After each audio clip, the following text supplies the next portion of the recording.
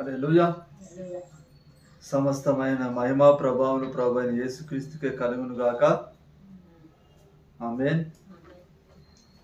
మొదటి సమూయేలు గ్రంథము 31వ అధ్యాయము 8 నుంచి 13 వచనాల వరకు మనం చదువుకుందాం. మొదటి సమూయేలు 31వ అధ్యాయము 8 నుంచి 13 వచనాలు.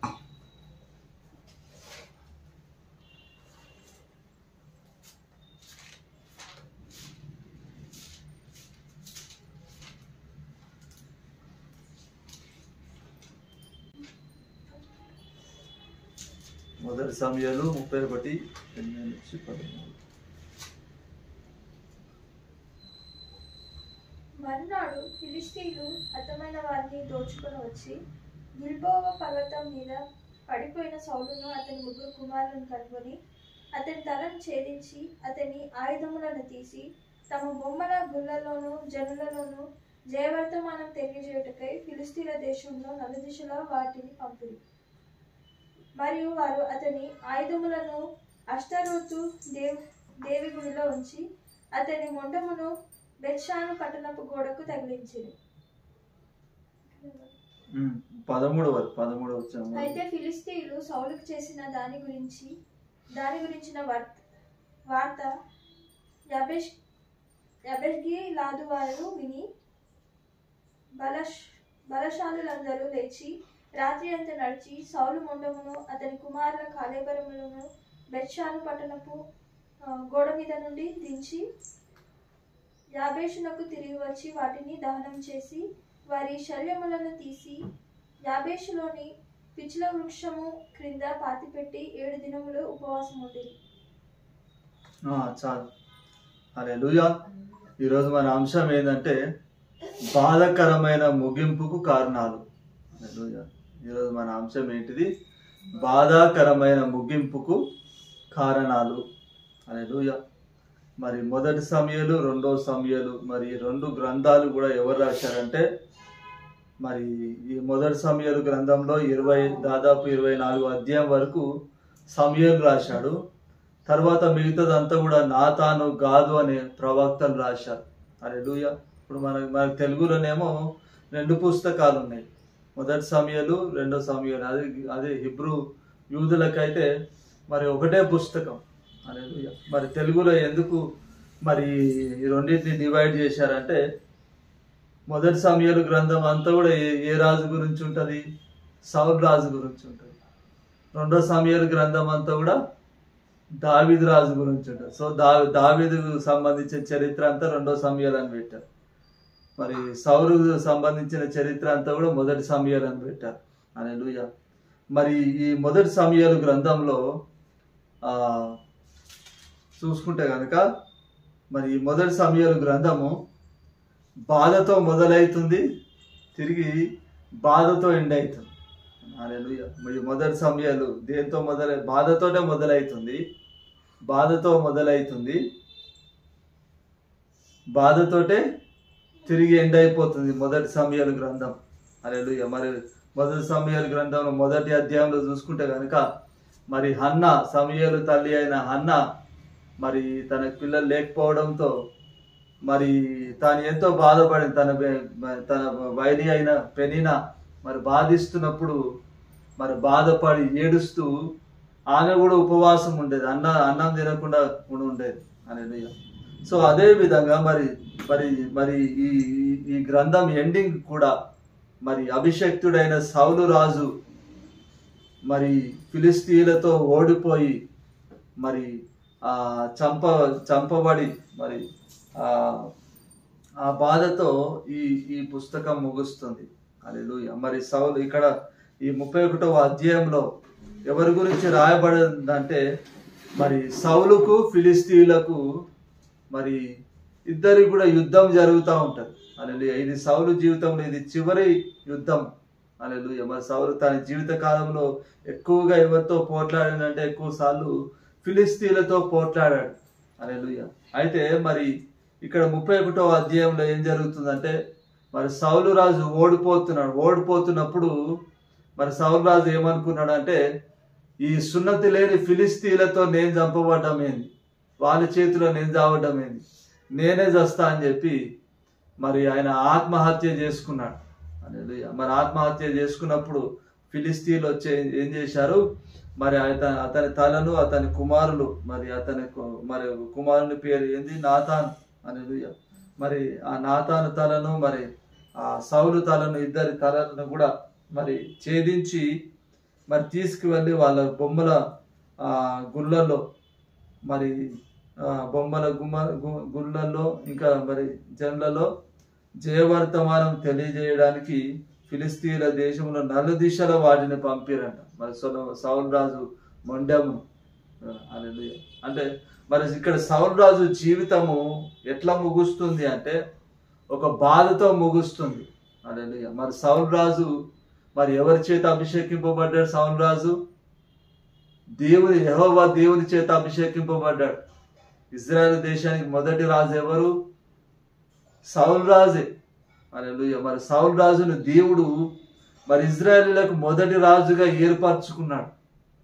సౌలు రాజును దేవుడు అభిషేకించాడు. హల్లెలూయా. మరి దేవుని చేత అభిషేకింపబడిన సౌలు రాజు ఆయన ముగింపు ఎట్లా ఉంది? ఆయన ముగింపు చాలా బాధాకరంగా ఉంది. ఆయన ముగింపు. హల్లెలూయా. ఫిలిస్తీన్లను చంపాల్సిన వాడు, జయించాల్సిన వాడు ఏమైపోయాడు? ఓడిపోయాడు. హల్లెలూయా. మరి అతని తలను ఫిలిస్తీన్లు ఏం చేశారు? అతని మొండమును తీసి మరి జయోత్సాహమును, మరి జయవర్తమానమును మరి ఫిలిస్తీన్లకు అందరికి కూడా ఫిలిస్తీన్ దేశంలో తెలియజేయడానికి నలుదిక్కుల మొండమును పంపించారంట. ఎంతో బాధతో మరి సౌలు రాజు జీవితము మరి ఇక్కడ ముగిసిపోతుంది. హల్లెలూయా. మరి తర్వాత మరి సౌలు రాజు చనిపోయాడని చెప్పి మరి ఇక్కడ ఎవరికి యబేక్షీలాదు వారికి తెలిసినప్పుడు మరి వారు అతని శరీరాన్ని తీసుకొని పోయి మరి యబేక్షీలాదులో పిచిలో అనే వృక్షం క్రింద మరి పాతి పెట్టి వాళ్ళు కూడా ఏంటంటే 7 దినములు ఉపవాసం ఉన్నారు. హల్లెలూయా. మొదటి అధ్యాయంలోనేమో మరి హన్న ఉపవాసం ఉంది, పిల్లలు లేరని చెప్పి బాధపడి ఏడుస్తూ తినకుండా మానేసింది. మరి చివరి అధ్యాయంలో యబేక్షీలాదు వారు మరి సౌలు రాజు చనిపోవడాన్ని బట్టి మరి సౌలు రాజు విషయంలో బాధపడుతూ వాళ్ళు కూడా ఉపవాసం ఉన్నారు. హల్లెలూయా. సౌలు రాజు మరి జీవితము ఎట్లా మరి ముగుస్తుంది? ఆయన ప్రారంభమేమో చాలా మంచిగా ఉంది ప్రారంభం. హల్లెలూయా. మరి ఈ మొదటి సమూయేలు గ్రంథంలో దాదాపు 9వ అధ్యాయం నుండి 31వ అధ్యాయం వరకు కూడా మరి సౌలు రాజు చరిత్ర ఉంటుంది. హల్లెలూయా. ఈ సౌలు రాజు మరి ఎవరు కుమారుడు అంటే మరి ధనవంతుడైన కీషు కుమారుడు. హల్లెలూయా. మరి దేవుడు తనను రాజుగా ఏర్పరచుకునే ముందు మరి సౌలు రాజు ఎంతో విధేయత కలిగిన వాడు. మరి తన తండ్రి గాడిద బాములు తప్పిపోతే తండ్రి ఏం చేస్తాడు? సౌలు రాజుతో చెప్తాడు, నువ్వు వెళ్ళి ఆ గాడిద బాములను తీసుకొని రా, తప్పిపోయినాయి వెతికి తీసుకొని రా అని చెప్పినప్పుడు సౌలు రాజు మరి తండ్రికి లోబడి మరి దాసుని కూడా తీసుకొని పోయి మరి వెతుకుతాడు. మరి వెతకడానికి వచ్చినప్పుడే మరి దేవుడైన రాజుగా అభిషేకించాడు. ఆ తర్వాత మరి దాదాపు 40 సంవత్సరాలు, ఎన్ని సంవత్సరాలు సౌలు రాజు ఇజ్రాయెల్ దేశాన్ని పరిపాలించాడంటే 40 సంవత్సరాలు మరి సౌలు రాజు ఇజ్రాయెల్ దేశాన్ని పరిపాలించాడు. హల్లెలూయా. మరి సౌలు రాజుని దేవుడు రాజుగా అభిషేకించినప్పుడు మరి పరిశుద్ధాత్మతో అతను నింపబడి మరి ప్రవక్తలతో కూడా కలిసి ప్రవచిస్తున్నప్పుడు ఒక సామెత వచ్చిందంట, సౌలు కూడా ప్రవక్తల్లో కలిసిందంట. హల్లెలూయా. ఆయన ప్రారంభం చాలా మంచిగా ఉంది. ప్రారంభంలో మరి చాలా తగ్గింపుగా అయిన వాడు. హల్లెలూయా. కానీ ఆయన ఎండింగ్ వచ్చేసరికి ఏమైపోయింది? బాధతో ముగుస్తుంది. హల్లెలూయా. శత్రువులను చంపాల్సిన వాడు శత్రువుల చేతిలో మరి తాను చనిపోయాడు. ఒక బాధతో తన జీవితం ముగుస్తుంది. ఎందుకు మరి సౌలు రాజు జీవితము బాధతో ముగిసింది అంటే గనక మరి దానికి ఒక 3 కారణాలు ఉన్నాయి. హల్లెలూయా. మరి ఈ మొదటి సమూయేలు గ్రంథంలో 15వ అధ్యాయంలో మనం చూసుకుంటే కనుక 15వ అధ్యాయము 23వ వచనం.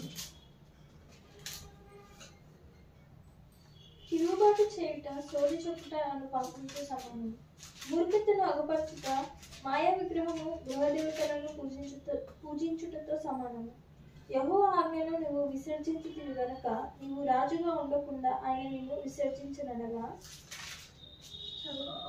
చాలు చాలు. హల్లెలూయా. మరి ఇక్కడ ఈ 15వ అధ్యాయంలో ఏం జరుగుతుందంటే, మరి సౌలు రాజుతో దేవుడు చెప్పాడు, అమాలేకీల ప్రాంతానికి వెళ్ళి మొత్తం మంచిదే కానీ చెడ్డదే కానీ ఏది కూడా నువ్వు ఈ దేశాన్ని తీసుకొని రావద్దు, అన్నిటినీ మనుషులను జంతువులను పశువులను అన్నిటినీ నువ్వు కాల్ చేసి రావాలని చెప్పాడు. చెప్పినప్పుడు సౌలు రాజు బయలుదేరాడు కానీ మరి అన్నిటినీ కాల్ చేసిండా అంటే అన్నిటినీ కాల్వలేరు. హల్లెలూయా. మంచి మంచి వాటిని, మరి బక్క చిక్కిన వాటిని, రోగిష్టి వాటిని అన్నిటినీ చంపేశాడు కానీ మంచి మంచి పొటేళ్లను, మంచి మంచి ఆవులను, మంచి మంచి గొర్రెలను మరి దేవుని బలి అర్పిస్తా అని చెప్పి తీసుకొచ్చాడు. అంతేగాక మరి ఆ దేశపు రాజైన మరి అగగును కూడా ప్రాణంతో తీసుకొచ్చాడు. దేవుడేమో దేని కూడా ప్రాణంతో తీసుకురా మొత్తం కాల్చేయమని చెప్పాడు, మనుషులను కానీ పశువులను. కానీ ఇప్పుడు సౌలు రాజు ఎట్లుందంటే సగం విధేయత అనమాట. హల్లెలూయా. సౌలు రాజు ఎలాంటి విధేయత? సవిధేయత. హల్లెలూయా. సగం విధేయత కానీ అది దేని కిందికి వస్తుంది? అవిధేయత కిందికి వస్తుంది. హల్లెలూయా. నువ్వు దేవునికి విధేయత చూపిస్తే ఎలాంటి విధేయత చూపించాలి? సంపూర్తిగా విధేయత చూపించాలి నువ్వు. హల్లెలూయా. దేవుడు ఏది చెప్పాడో అది చెప్పింది చెప్పినట్టుగా చేసుకొని రావాలి. ఇప్పుడు చెప్పినట్టుగా సౌలు రాజు బయలుదేరడంలో విధేయత చూపించాడు సౌలు రాజు. కానీ మరి మంచి వాటిని తీసుకొని రావద్దు, ఏది కూడా తీసుకొని రావద్దు, అన్ని కూడా కాల్చేయమంటే సగం కాల్చిండు, సగం కాల్వలే.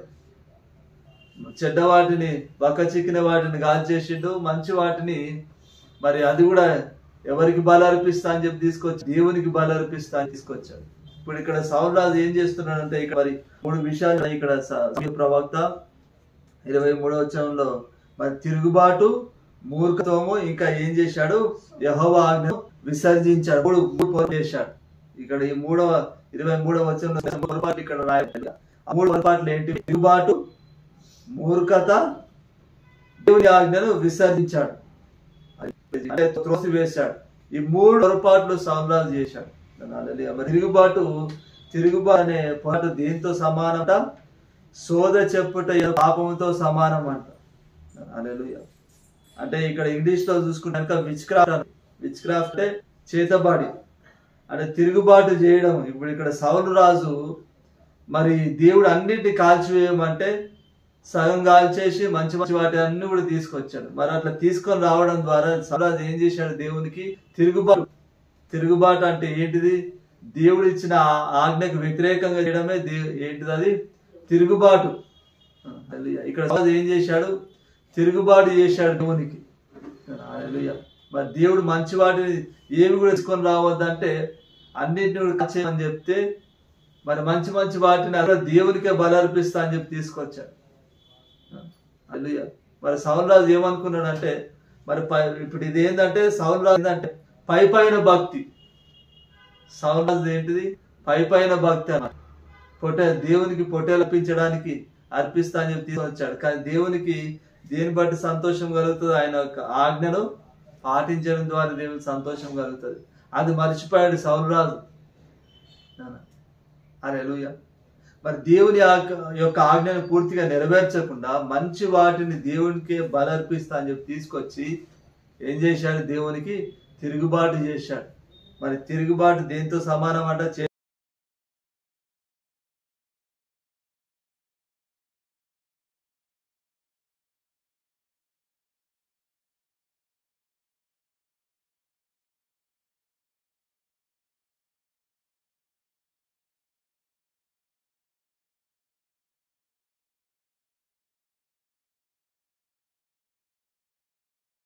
చేతబడులతో సమానం అంట.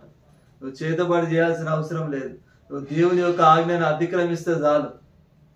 అది దేంతో సమానం? చేతబడితో సమానమే. ఇంకా ఏం చేసిండు? మూర్ఖత్వం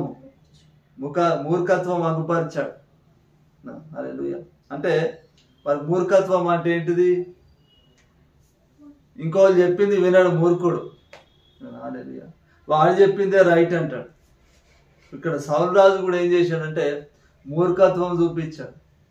దేవుడు ఇచ్చిన ఆజ్ఞను పక్కన పెట్టేసి ఆయనకి ఇష్టం వచ్చినట్టుగా చేశాడు.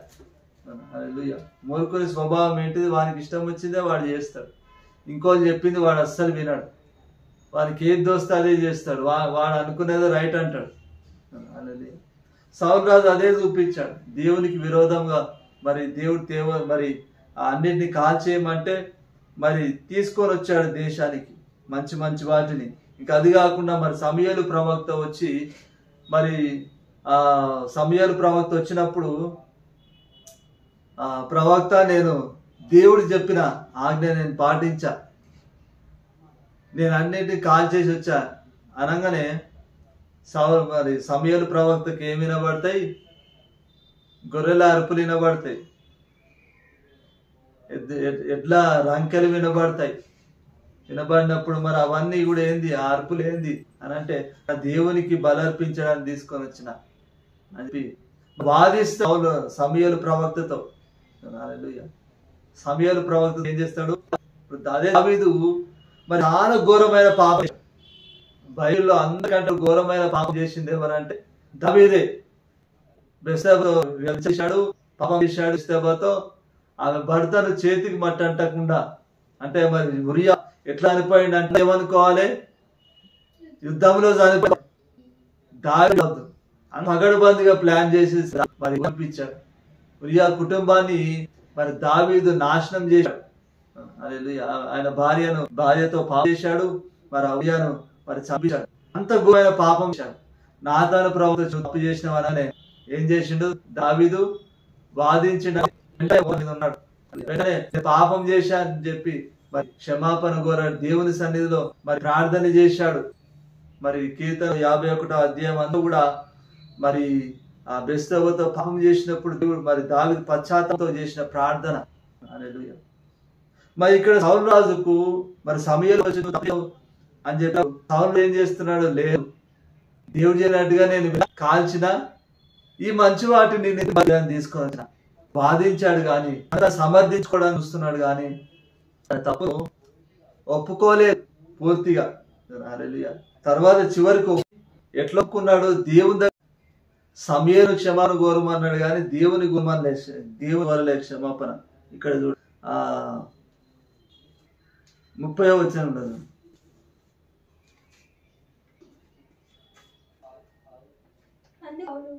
నేను పాపం చేసి జనులు పెద్దల ఎదుటను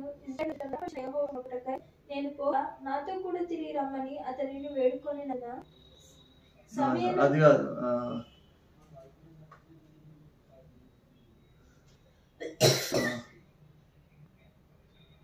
25వ వచనం. అంటే నీవు నా పాపంలో పరిహరించి నేను యెహోవాకు అనుకున్నట్లు నాతో కూడా తిరిగి రమ్మని సమూయేలు వేడుకు. చాలు. ఇక్కడ పాపం చేసిన అంటుండు కానీ ఇక్కడ ఎవరిని క్షమాపణ కోరుతుండు? దేవుని కోరుతుండ అంటే కోరుతలేడు. సమూయేలును నువ్వు నా పాపమును పరిహారించమని చెప్పి సమూయేలును కోరుతుంది. హల్లెలూయా. మరి పాపాలు క్షమించే శక్తి దేవునికి ఉందా మనకు ఉందా? దేవుని. అవును. హల్లెలూయా. మరి దేవుడు ఇప్పుడు ఇక్కడ సౌలు రాజు ఎవరి విషయంలో పాపం చేశాడు? ఇప్పుడు జనరల్ గా మనం మరి ఎవరి విషయంలోనైతే క్షమాపణ కోరుతాం. అవునా? హల్లెలూయా. మరి ఇక్కడ సౌలు రాజు ఎవరిని మీరిండు? దేవుని ఆజ్ఞని మీరండి. ఇప్పుడు ఈయన ఎవరిని క్షమాపణ కోరాలి? దేవుని కోరాలి. ఇప్పుడు ఈయన దేవుని కోరుతలేడు దేవునికి బలులు అర్పిస్తా చెప్తున్నాడు కానీ పాపం ఎవరిని పరిహారించమంటున్నాడు? సమూయేలు ప్రవక్తను పరిహారించమంటున్నాడు. అంటే ఇక్కడ మరి ఇది కూడా ఎందుకు సౌలు రాజు అడుగుతున్నాడు అంటే సౌలు రాజు దృష్టి అంతా కూడా ఏదంటే జనుల మీద ఉంది. ప్రజృష్టికి నేను మంచిగా ఉంటే నన్ను సింహాసనం మీద కూర్చుండబెడతారు. మొదటి నుంచి సౌలు రాజుకి అదే. మరి సౌలు రాజు ఆ మంచి మంచి వాటిని తీసుకురావడానికి కూడా ప్రజలకు భయపడే. హల్లెలూయా. మరి ప్రజలకే ఇంపార్టెన్స్ ఇచ్చాడు, మనుషులకే ఇంపార్టెన్స్ ఇచ్చాడు కానీ దేవునికి ఇంపార్టెన్స్ ఇవ్వలే సౌలు రాజు. దేవుని దగ్గర క్షమాపణ కోరలే. హల్లెలూయా. మరి సమూయేలు ప్రవక్త దగ్గర సింహాసనం కోసం మాత్రమే సమూయేలు ప్రవక్త దగ్గర క్షమాపణ కోరాడు, కానీ దేవుని దగ్గర మరి ఆయన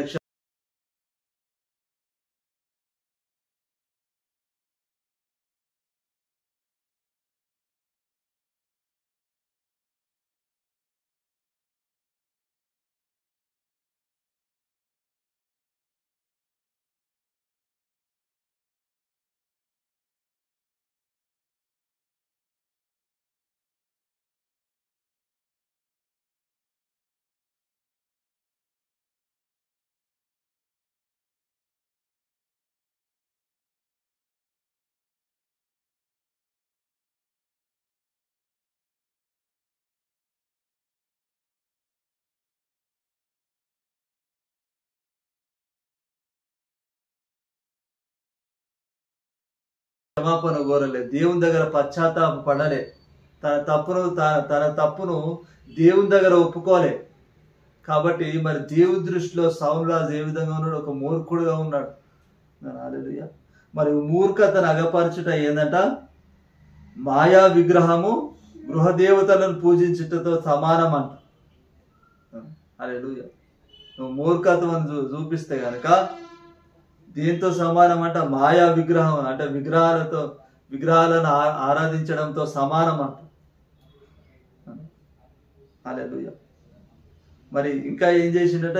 ఇప్పుడు ఇక్కడ 23వ వచనంలో ఉంది, యెహోవా ఆజ్ఞను నీవు విసర్జించితివి గనుక నీవు రాజుగా ఉండకుండా ఆయన నిన్ను విసర్జించననగా. హల్లెలూయా. మరి ఇంకా సౌలు రాజు ఏం చేశాడంట? దేవుని యొక్క ఆజ్ఞను ఏం చేశాడు? విసర్జించాడు. అంటే విసర్జించడం అంటే ఏంటిది? ద్వేషించాడు అనమాట. ఇంకా దేవుని ఆజ్ఞను పక్కన పెట్టేశాడు.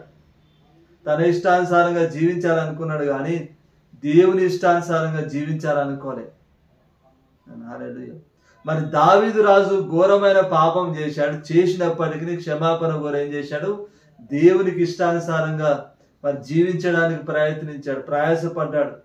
హల్లెలూయా. కానీ మరి సౌలు రాజు దేవునికి ఇష్టానుసారంగా జీవించడానికి ఇష్టపడలేదు. దేవుని యొక్క ఆజ్ఞ ఏం చేశాడు? సౌలు మీరాడు, ఆజ్ఞను విసర్జించాడు. హల్లెలూయా. కాబట్టి దేవుడు ఏం చేసిండట? సౌలు రాజును కూడా విసర్జించాడు దేవుడు. హల్లెలూయా. మరి సౌలు రాజు ఎలాంటి పొరపాట్లు చేశాడు? అలాంటి పొరపాట్లు చేస్తూ ఉంటాం మనం కూడా. హల్లెలూయా. ఇప్పుడు సౌలు రాజు ఇజ్రాయెల్ దేశానికి శరీర రీతిగా మొదటి రాజు. హల్లెలూయా. మరి మనమందరం కూడా ఆత్మీయంగా ఏంటిది?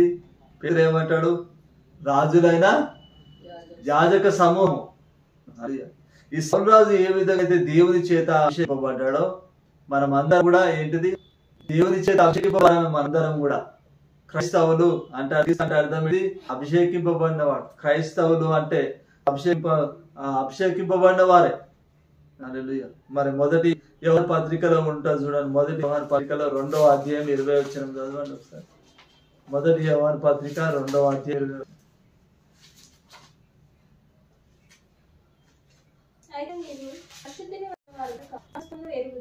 చాలు. హల్లెలూయా. ఇక్కడ అశుద్ధిని అంటే ఎవరు? దేవుడు. అశుద్ధిని వలన మనం ఏమైనామంటే అభిషేకం పొందిన వారం అంట. హల్లెలూయా. ఈ సౌలు రాజు ఏ విధంగా అయితే దేవుని చేత అభిషేకింపబడ్డాడో మనము దేవుని చేత అభిషేకింపబడిన వారు, మనం కూడా ఏర్పరచబడిన వారు. సౌలు రాజుని ఏ విధంగా అయితే దేవుడు ఇజ్రాయెల్ దేశం మొదటి రాజుగా ఏర్పరచుకున్నాడో, మరి ఆయన పరలోక రాజ్యానికి వారసులుగా దేవుడు మనల్ని కూడా ఏర్పరచుకున్నాడు. హల్లెలూయా. మరి సౌలు రాజుని ఏ విధంగా అయితే అభిషేకించాడో దేవుడు మనల్ని కూడా అభిషేకించాడు. హల్లెలూయా. అయితే మరి సౌలు రాజు ఎలాంటి పొరపాట్లు చేస్తున్నాడో అదే విధంగా మనం కూడా ఆ పొరపాట్లు మనం చేస్తాం. హల్లెలూయా. సౌలు రాజు ఏ విధంగా తిరుగుబాటు చేశాడు, మరి మనం కూడా తిరుగుబాటు చేస్తూ ఉంటాం. సౌలు రాజు స్వభావం ఏ విధంగా ఉందో మన స్వభావం కూడా అలాగనే ఉంటది. సౌలు ఏ విధంగా అయితే దేవునికి సగం విధేయత చూపి మనం కూడా అట్లనే సగం విధేయత చూపిస్తుంటాం. కొన్ని విషయాలలో దేవుని యొక్క ఆజ్ఞకు లోబడతాం, కొన్ని విషయాల్లో లోబడం. ఏంటంటే సగం విధేయత. దేవునికి పూర్తిగా విధేయత చూపించేవాడు ఏం చేస్తాడంటే అన్ని విషయాల్లో కూడా దేవునికి లోబడు. హల్లెలూయా. మనం కూడా ఇవే పొరపాట్లు మనం కూడా చేస్తాం. మనం లోబడుతున్నామా అంటే లోబడుతున్నాం లేదని కదా. కానీ పూర్తిగా లోబడుతున్నామా అంటే పూర్తికే. అదే సగం మట్టుకే విధేయత చూపిస్తున్నాం, మరి సగం మట్టుకే మరి ఆ మూలత్వాన్ని మనం చూపిస్తున్నాం. హల్లెలూయా. కొన్నిసార్లు మనకి ఇష్టం వచ్చిందే మనం చేయడానికి చూస్తున్నాం. కొంతమంది క్రైస్తవులు ఏమంటే ఇప్పుడు క్షమిస్తాడులే, చిన్న పొరపాటే కదా, ఈ కాదు దేవుడు క్షమిస్తాడు, దేవుడు కృప చూస్తున్నాడు, దేవుడు కనికరంగా వాడు, దేవుడు ప్రేమించేవాడు, క్షమిస్తాడులే, దేవుడు అర్థం చేసుకోలే అని చెప్పి వాళ్ళకి ఇష్టం వచ్చిన పనులు చేసుకుంటా ఉంటారు. అదేంటి? అది మూర్ఖత్వం, అది అవిధేయత, మూర్ఖత్వము. మరి ఇంకా దేవుని యొక్క ఆజ్ఞను మరి సౌలు రాజు విసర్జించి మనం కూడా అదే విధంగా మరి కొన్నిసార్లు దేవుని యొక్క ఆజ్ఞను పక్కన పెడతా ఉంటాం. దేవుడు ఒకటి చెప్పి మనం ఇంకొకటి చేస్తూ ఉంటాం. ఇప్పుడు దేవుడు మనకి 2 ఆజ్ఞలు ఇచ్చాడు కొత్త నిబంధనలో చూసుకుంటే. కొత్త నిబంధన మోషేకు 613 ఆజ్ఞలు ఇచ్చాడు. కొత్త నిబంధనలో ప్రధానమైన 2 ఆజ్ఞలు. మరి శాస్త్రి వచ్చి యేసు ప్రభును మరి ఆజ్ఞలన్నింటిలో ప్రధానమైనది ఏదంటే మొదటి ఆజ్ఞ, నీ పూర్ణ హృదయముతో, నీ పూర్ణ బలముతో, నీ పూర్ణ ఆత్మతో, సత్యముతో, పూర్ణ మనస్సు ప్రభు అయిన దేవుని ప్రేమింపవలెను అంటారు. ఇది ప్రధానమైన ఆజ్ఞ. రెండవది ఏంటిది? నిన్ను వలె నీ పొరుగువాన్ని ప్రేమించు. ఇది 2వ ఆజ్ఞ. ఈ 2 ఆజ్ఞలు ప్రధానమైనవి అంటారు. ఈ 2 ఆజ్ఞలను పూర్తిగా పాటిస్తున్నామా అంటే మరి ఈ 2 ఆజ్ఞలను మనం పూర్తిగా పాటించలేకపోతున్నాం. హల్లెలూయా. ఇప్పుడు సౌలు రాజు ఏ విధంగా సగం మట్టుకు విధేయత చూపించాడో సేమ్ మనము కూడా అదే యేసు ప్రభువును నమ్ముకున్నాం, పూర్ణ హృదయంతో ఆరాధిస్తున్నామా, పూర్ణ హృదయంతో వెంబడిస్తున్నామా, పూర్ణ ఆత్మతో ఆరాధిస్తున్నామా, ప్రేమిస్తున్నామా అంటే సగం మట్టుకే. హల్లెలూయా. నువ్వు వలె నీ పొరుగువారిని ప్రేమిస్తావా అంటే అది కూడా సగం మట్టుకే. మనకు ఎవరైతే మంచిగా కనబడతారో వాళ్ళని బాగా ప్రేమిస్తాం. మనిషి స్వభావం మంచిగా ఉన్నంతో మంచిగా ఉంటా అంటాడు, చెడ్డంతో నేను చెడ్డగా ఉంటా అంటాడు. కానీ దేవుడు ఏం చెప్పాడు? నిన్ను వలె, వాడు మంచోడైనా సరే చెడ్డోడైనా సరే ఎలాంటి వాడైనా కానీ నిన్ను వలె నీ పొరుగువారిని ప్రేమించమని చెప్పాడు. హల్లెలూయా. మరి యేసు ప్రభువు ఏం చెప్పాడు? శత్రువులను కూడా ప్రేమించి చెప్పాడు. శత్రువుల కొరకు, హింసిస్తున్న వారి కొరకు ప్రార్థన చేయండి అని చెప్పాడు. అప్పుడే మీరు దేవుని కుమారులు పడతారని చెప్పాడు. కానీ మనం చేద్దాం, మన నచ్చనాన్ని దూరం పెడతా ఉంటాం. మరి మరి మనకు మంచుకున్నే మనం ప్రేమిస్తా ఉంటాం, మనకు చేసిన వాడిని మనం దూరం పెడతా ఉంటాం. అది దేవుని ప్రేమ కాదు. దేవుడు మనకి ఇచ్చిన శత్రువుల ప్రేమించండి అని చెప్పి చెప్పాడు. నిన్ను వారిని పొరుగువారిని ప్రేమ అని చెప్పి దేవుడు చెప్పాడు. మరి ఈ సౌలు రాజు ఏ విధంగానైతే మూర్ఖత్వం చూపించాడు, ఏ విధంగానైతే అవిధేయత చూపించాడు, ఏ విధంగానైతే మరి ఆ దేవుని యొక్క ఆజ్ఞ మనం కూడా పొరపాటు చేస్తాం. హల్లెలూయా. ఇప్పుడు మరి సౌలు రాజు ఈ పొరపాట్లు చేసినందుకే ఆయన జీవితం ఏమైపోయింది? చాలా బాధాకరంగా ముగిసిపోయింది. పోనీ ఇవి చేసినా కానీ హృదయపూర్వకంగా దేవుని ఎదుట క్షమాపణ కోరి మారు మనసు పొందుంటే ఆయనే రాజుగా ఉండేవాడు. హల్లెలూయా. ఆయన మారు మనసు, దేవుడు అవకాశం ఇచ్చిండు అంటే దేవుడు అవకాశం ఇచ్చిండు సౌలు రాజు. హల్లెలూయా. దాదాపు మరి దావీదును మరి దాదాపు 10 సంవత్సరాలు సౌలు రాజు మరి చంపడానికి తరిమిండంట. హల్లెలూయా. మరి ఆ 10 సంవత్సరాలు సౌలు రాజుకి ఏంటిది? ఒక అవకాశమే. హల్లెలూయా.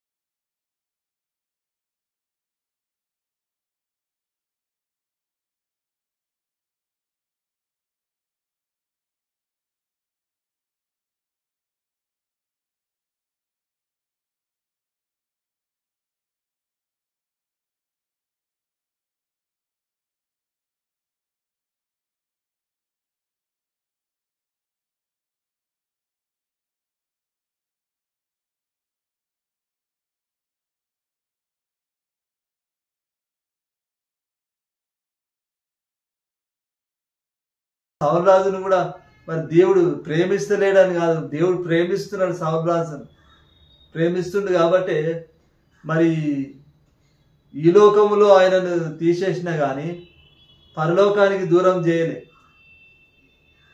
హల్లెలూయా. మరి సమూయేలు ప్రవక్త మరి ఆ చనిపోయినప్పుడు సౌలు రాజు ఏం చేస్తాడు? మరి ఆ ఫిలిస్తీన్లతో యుద్ధం జరుగుతున్నప్పుడు యుద్ధానికి పోవాలన్నా వద్దా అన్న ఆన్సర్ ఆయనకు దొరకకపోవడంతో ఏం చేశాడు? కర్ణ పిచాచి దగ్గరికి పోయి మరి సమూయేలు ప్రవక్తను పాతాళంలో నుంచి బయటికి రప్పిస్తాడు. బయటికి రప్పించినప్పుడు సమూయేలు ప్రవక్త ఏం చెప్తాడు? నేడు నీవు నీ కుమారులు నాతో కూడా ఉంటారని చెప్తాడు. అంటే పరలోక రాజ్యానికి సౌలు రాజును దూరం చేయలే, ఇక్కడ శిక్షించాడు. అంటే మరి దేవుడు ప్రేమిస్తున్నాడు సౌలు రాజును, దేవుడు ప్రేమిస్తున్నాడు కాబట్టి పరలోక రాజ్యానికి దూరం చేయలే సౌలు రాజును. హల్లెలూయా. కానీ ఈ భూమి మీద ఆయన రాజ్యాన్ని మరి కొట్టివేస్తాడు. హల్లెలూయా. సౌలు రాజును దేవుడు ప్రేమిస్తున్నాడు, దేవుడు అవకాశం ఇచ్చాడు సౌలు రాజు. దావీదును ఎన్ని సంవత్సరాలు అయితే ఆయన చంపడానికి తరిమిండో ఆ సంవత్సరాన్ని కూడా సౌలు రాజుకు ఒక అవకాశం దేవుని దగ్గర క్షమాపణ కోరడానికి, మారు మనసు కోరడానికి. కానీ సౌలు రాజు మనసు పశ్చాత్తాపడ్డా అంటే పశ్చాత్తాపడలే. దేవుడు సమయం ఇచ్చినా కానీ సౌలు రాజు ఏం చేశాడు? సమయాన్ని వాడుకోలే, పశ్చాత్తాపడే. ఆయన సింహాసనాన్ని కాపాడుకోవడానికి దావీదును చంపడానికి పరిగెత్తాడు, ప్రయాసపడ్డాడు, సింహాసం కోసమే ప్రయాసపడ్డాడు. కానీ మరి దేవుని దగ్గరకు ఆయన చేసిన పొరపాట్లను బట్టి పశ్చాత్తాపడలే. కాబట్టి మరి అయిపోయింది, ఆయన అంతం ఏ విధంగా అయిపోయింది? బాధాకరంగా ముగిసిపోయింది. శత్రువులను చంపాల్సిన వాడు శత్రువుల చేతిలో మరి చనిపోయాడు. హల్లెలూయా. మరి దేవుని చేత అభిషేకింపబడిన మరి వాడు సౌలు మరి అలాంటిది శత్రువుల చేతిలో చనిపోయి మరి తన మొండను మరి నరికి తీసుకొని పోయారు ఫిలిస్తీన్. హల్లెలూయా. ఎంతో బాధాకరముగా ఆయన జీవితం ముగిసిపోయింది. ఎందుకంటే ఆయన చేసినప్పటికీ పొరపాట్లు చేసినప్పటికీ వెంటనే క్షమాపణ పడలే. మరి మనం కూడా మరి సౌలు రాజు చేసిన పొరపాట్లు చేస్తే గనక మన అంతం కూడా ఏ విధంగా ఉంటది? చాలా బాధాకరంగానే ఉంటుంది. మన అంతం ఏ విధంగా ఉండాలి? చాలా ఘనంగా ఉండాలి. హల్లెలూయా. మరి సొలొమోను ప్రసంగ గ్రంథంలో సొలొమోను అంటాడు, కార్యారంభం కంటే కార్యాంతం మేలు అంటాడు. అంటే మరి అందరు కూడా చాలా ఘనంగా ప్రారంభిస్తారు. ఏదైనా బిజినెస్ అన్న పెట్టు, నీ జీవితం అయినా. ఇప్పుడు అప్పుడప్పుడే యేసు ప్రభువుని నమ్ముకున్నాడు, మరి మొదట ఎంతో విశ్వాసం కలిగి ఉంటాడు, చివరికి అది ఉంటుందా అంటే చివరికి అది ఉండదు. మరి ఇప్పుడు ఎఫెసీ సంఘం కూడా యేసు ప్రభు అన్నాడు, నీ మొదటి ప్రేమను వదులుతీవన్నాడు. యేసు ప్రభు గురించి తెలుసుకున్నప్పుడు చాలా ప్రేమించింది ఎఫెసీ సంఘం.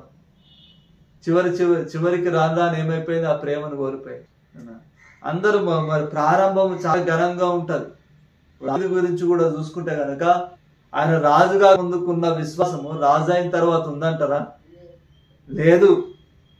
రాజు కాకముకేమో గొలియాతును మరి దేవుని మీద విశ్వాసంతో మరి ఆరుమూరల జానడు ఎత్తున్న గొలి రాళ్లతో కూడా చంపుతా అని చెప్పి 5 రాళ్ళు ఒడిసెలు తీసుకొని పోయాడు. గొలియాతు ఏమంటాడు? నేనేమో కుక్కనా, కట్టెను రాళ్ళను పట్టుకొని వస్తామంట. ఎట్లా పోయాడు దావీదు? ఆ రాళ్ళు పట్టుకొని విశ్వాసంతో పోయాడు, గొలియాతుని జయించాడు. హల్లెలూయా. మరి రాజు అయిన తర్వాత దావీదు ఏం చేశాడు? కొంతమంది బరాఢ్యులను ఏర్పరచుకున్నాడు. హల్లెలూయా. అంత విశ్వాసము లేదు రాజు కాకముకు. మరి ప్రారంభంగా ఉన్నంత విశ్వాసము చివరికి మరి దావీదుకు లేదు.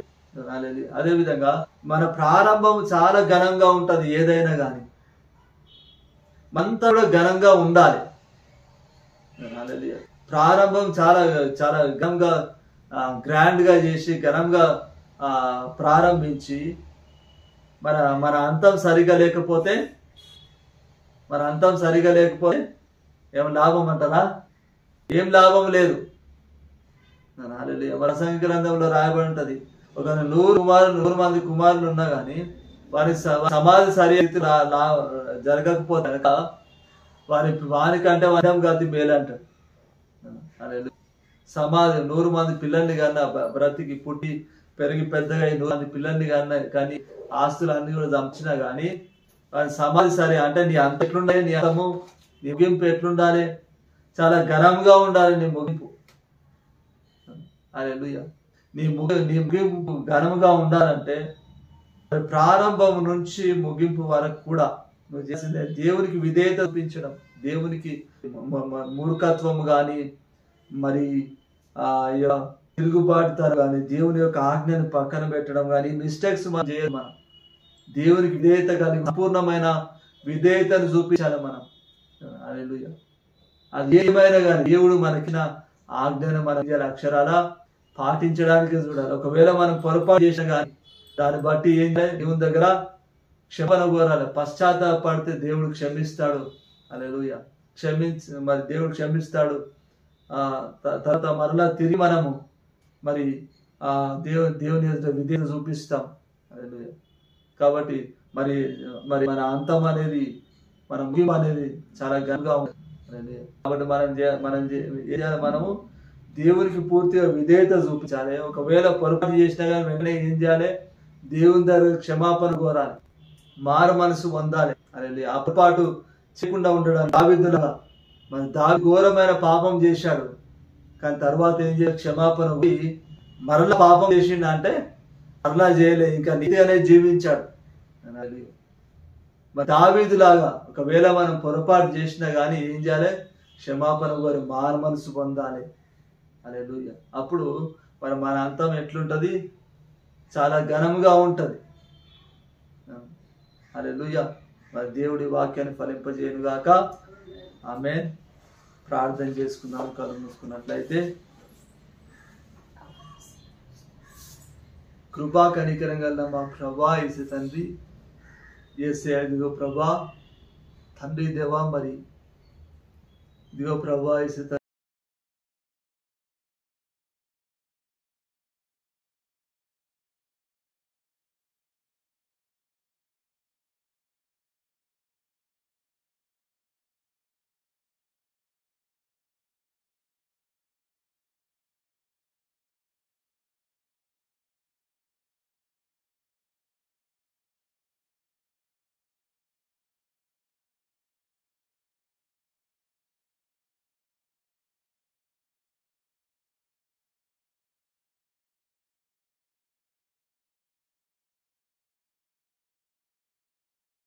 తండ్రి దేవా, నువ్వు మాట్లాడినందుకు వందనాలు ప్రభా యేసు తండ్రి. యేసయ్య ప్రభా, మరి సౌలు రాజు తండ్రి దేవా, మరి ఇజ్రాయేలు దేశానికి మొదటి రాజుగా ప్రభా యేసు తండ్రి దేవా, మరి నీ చేత ఏర్పరచబడ్డాడు ప్రభా, నీ చేత అభిషేకింపబడ్డాడు ప్రభా యేసు తండ్రి. యేసయ్య ప్రభా, కానీ తండ్రి దేవ మరి అంతమున ప్రభా యేసు తండ్రి, తన అంతము ప్రభా, తన ముగింపు ప్రభా యేసు తండ్రి చాలా బాధాకరంగా ముగిసింది ప్రభా యేసు తండ్రి. శత్రువులను చంపాల్సిన వాడు తండ్రి శత్రువుల చేతిలోనే మరి చనిపోయాడు ప్రభా యేసు తండ్రి. యేసయ్య ప్రభా, ఎందుకు ఆయన జీవితం బాధాకరంగా ముగిసింది అంటే తండ్రి దేవా, మరి నీడల పూర్తి విధేయత చూపించలేకపోయాడు ప్రభా యేసు తండ్రి. యేసయ్య ప్రభా, మూర్ఖత్వాన్ని చూపించాడు తండ్రి, నీ యొక్క ఆజ్ఞను విసర్జించాడు ప్రభా యేసు తండ్రి. యేసయ్య ప్రభా, తిరుగుబాటు చేశాడు తండ్రి. యేసయ్య ప్రభా, ఈ పొరపాట్లు చేసినందుకు తండ్రి ఇదిగో ప్రభా, మరి తిరిగి క్షమాపణ కూడా కోరలేదు ప్రభా, నీ ఎదుట పశ్చాత్తాపడలేదు తండ్రి. కనుక ప్రభా తండ్రి, మరి అతని జీవితము ప్రభా యేసు తండ్రి మరి బాధతో ముగిసింది ప్రభా. యేసయ్య తండ్రి దేవ, మరి మా జీవితాలు కూడా ప్రభా తను మరి బాధతో ముగియడానికి వీల్లేదు ప్రభా యేసు తండ్రి. అంటే ప్రభా, మరి సౌలు రాజు చేసిన పొరపాట్లు మేము కూడా చేయడానికి వీల్లేదు యేసయ్య ప్రభా తండ్రి. మరి మేము కూడా ప్రభా ఇంకా తను మరి అపరచడానికి వీలు ప్రభా, తిరుగుబాటు తను చేయడానికి వీల్లేదు తండ్రి. నీ యొక్క ఆజ్ఞను విసర్జించడానికి వీలేదు ప్రభా యేసు తండ్రి. యేసయ్య ప్రభా, తన పరిస్థితులు ఏగా ఉన్నా తండ్రి, ఏది ఏమైనా కానీ ప్రభా నీ సంపూర్ణమైన విధేయతను తండ్రి దేవా మరి మేము కలిగి ఉండులాగా సాయం చేస్తున్నాం తండ్రి. యేసయ్య ప్రభా తండ్రి, మరి ఒకవేళ ప్రభా మాకు తెలుసో తెలియదు పొరపాటు చేసినా కానీ దావి వలె ప్రభా యేసు తండ్రి ఎదుట పశ్చాత్తాపము కలిగిన పశ్చాత్తాప పడేవారంగా ప్రభా మేము ముందులాగా మీరు సహాయం చేయమని ప్రార్థిస్తారు తండ్రి. ఏదిగో ప్రభా తండ్రి మరి ఇంతవరకు గమనిస్తు తండ్రి మరి మేము ఏ పొరపాట్లు అయితే తండ్రి దేవ మరి చేశామో ప్రభా తండ్రి. ఏదిగో ప్రభా నీకు